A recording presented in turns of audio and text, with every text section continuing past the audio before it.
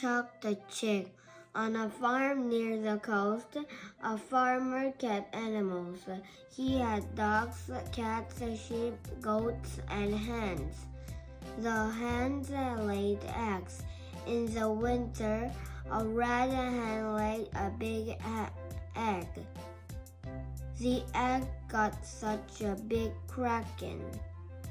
In the egg was a soft chick. Chuck was the chick. His mom fed him and got him a soft bed. For his dinner, Chuck had seeds and nuts. The seeds and nuts went crunch. He had such a lot of food, his mom had to check he did not munch too much.